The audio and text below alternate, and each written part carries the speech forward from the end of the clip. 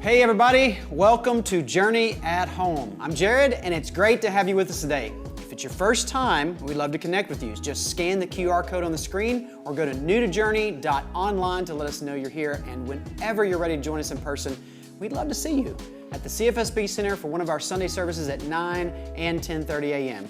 You can find all the details at journeycallaway.com. So today, Matt's concluding his series, Time Well Invested, and this one will have us all thinking differently about how we invest our time. So get comfortable and let's get started.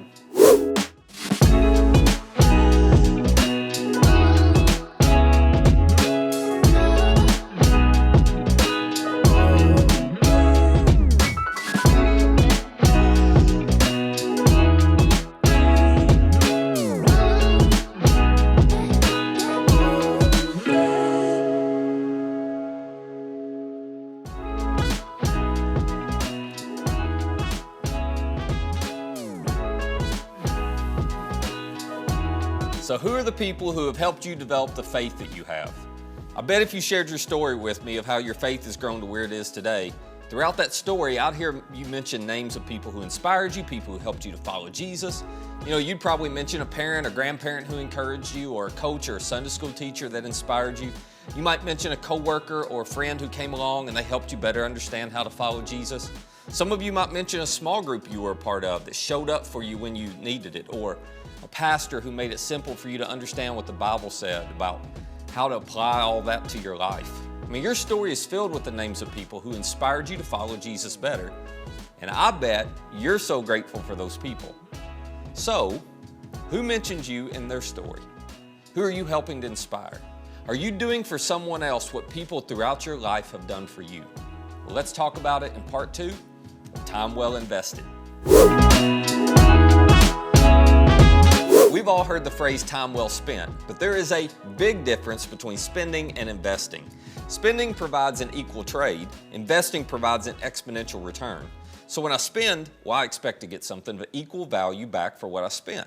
But when I invest, well, I'm expecting to get far greater than what I gave. Now, most of us have heard this concept applied to money. We all know the power of compound interest, but compound time is even more powerful than compound interest, because time is the most valuable resource you have. You can always get more money, you can't get more time. As people get older, you notice probably they worry about running out of money, but most all of us are going to run out of time way before we run out of money. So you know how to spend your time, but are you investing time into the things that will give you the exponential return that really matters most to you? In the last episode, we discovered a habit that can help you learn to recognize God's voice and have confidence when He's speaking to you. When life becomes confusing, when it becomes challenging, that kind of confidence is invaluable, isn't it? Well, today I want to introduce to you, and maybe for some of you, just reinforce a second habit that has everything to do with the legacy you leave in this life. A legacy is what current and future generations do because of you. It's more than what they say about you. That's as far as most of us ever focus, isn't it? I hope people say these nice things about me one day, but the most powerful legacies are the ones where a person's impact changes how someone else acts, not just what they say. It changes how they live. It changes what they do. That is the best kind of legacy. And that kind of legacy is possible for every single one of us to leave if we invest our time in the right priorities, the right people, and the right places. Now, I think the smartest way to figure out how to leave a legacy is to study people who've actually done it. And one of the best at it was the Apostle Paul. Paul's legacy is still impacting us 2,000 years later. Now, I think it's tempting for us to assume he must have been special in some regard and we could never be like him, but that is not how Paul saw it. From Paul's perspective, everyone has been created by God to leave a legacy, and everybody's been gifted to leave a specific legacy. In other words, God has a plan and a purpose for every one of us.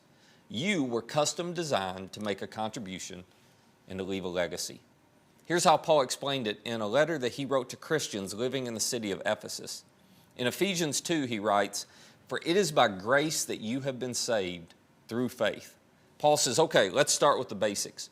You can't know why you were put on this earth unless you know the one who put you here. You can't know why you were created unless you know our Creator. He's the only one who knows what He designed you to do. So to discover your purpose, and your legacy in life, you need to start with a relationship with God. And fortunately, that is possible for you because of grace. Grace is simply the idea that I have been given something I don't deserve. When Jesus died, when he rose again to make a relationship with you possible, you didn't deserve that opportunity, and neither did I. What we deserved was to face the consequences of our sin and our rebellion against God. We deserved to pay for what we'd done. But Jesus chose to step in. He saved us from ourselves. He saved us from our sin by paying the penalty for all of those sins. It was an act of incomparable grace.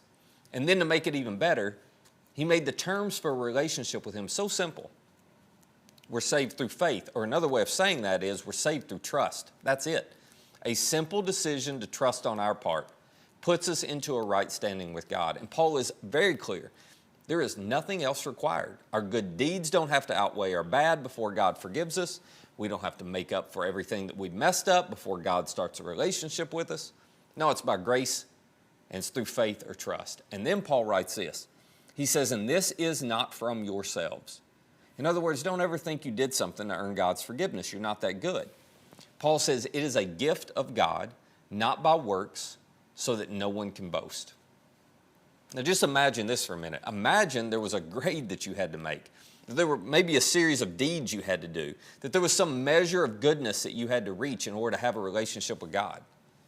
First of all, can you imagine how cocky those of you would be who managed to reach it? Oh man, we'd think we're so much better than all those other people who couldn't be good enough.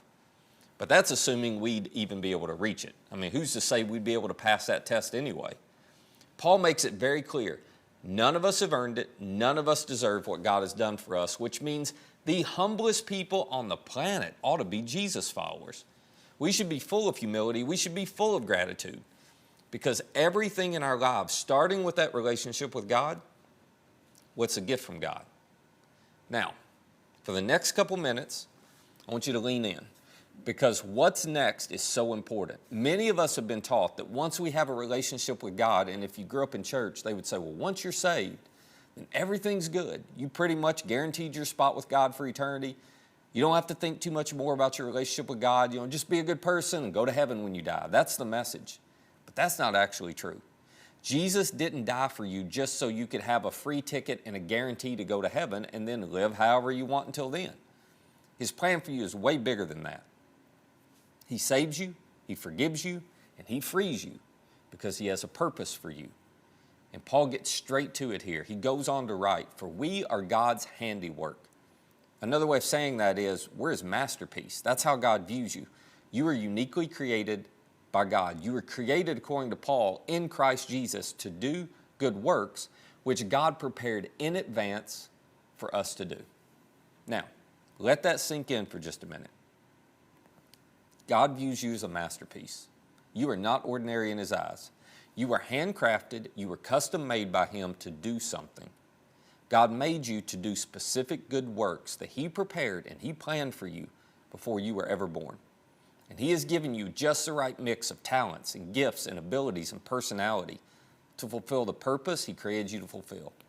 Now, I don't know exactly what that purpose looks like for you, but here's what I am certain of. It's going to involve investing your time in others. It's going to involve serving the people around you. It's going to involve doing good for a specific purpose, for the purpose of introducing other people to the same grace you have experienced from God. Listen, God's not passively sitting back just letting our world spin until he finally gets around to changing things or, until we finally get to heaven. No. God is trying to sign up every man and woman, every boy and girl who doesn't yet have a relationship with him. He's trying to sign us all to his team.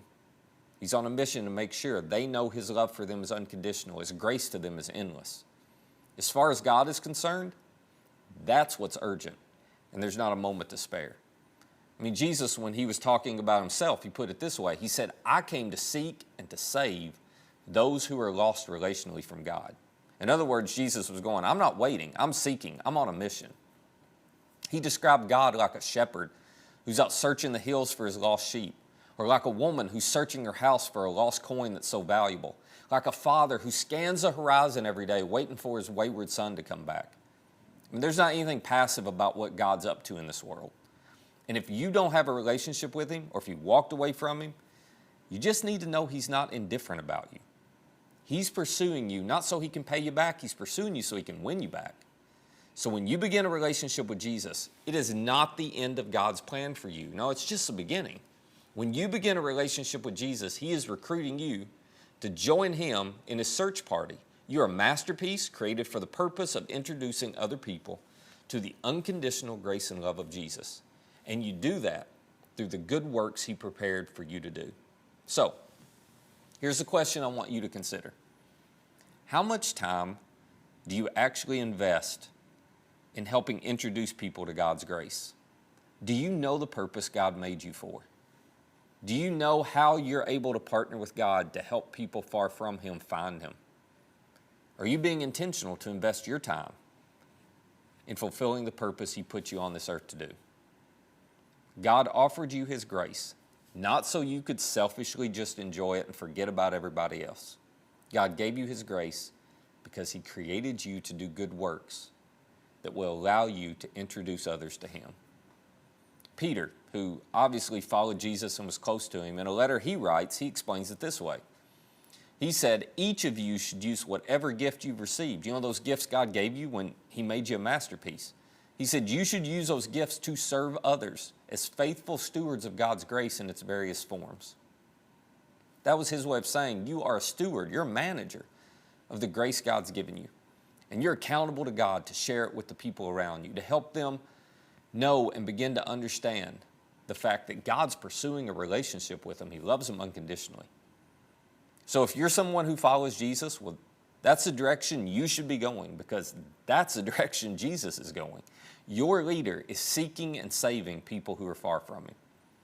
So I can't tell you the full scope, the full detail of God's purpose for you, but I know this. I know part of your purpose is partnering with God and serving through your local church, serving with the people who are also on the same mission here, serving with people that God is using to play a part in every person who's inspired to follow Jesus.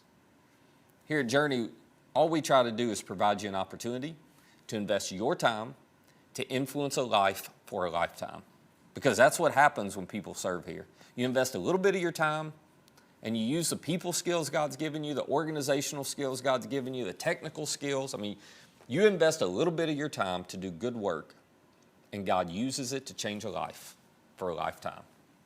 And in the process, God uses it to keep changing you for the better too. You will never know what God can do for you until you experience what God can do through you. You were made on purpose for a purpose. You've received grace, so you can share grace.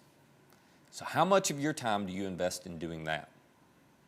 Who tells their story of how their faith grew and they mention you? Now, for those of you who aren't involved at Journey, but that's something you'd like to explore, I want to give you the opportunity to join one of the most rewarding missions and movements of your life, because there's nothing quite like knowing you played a small part in influencing someone's life for a lifetime.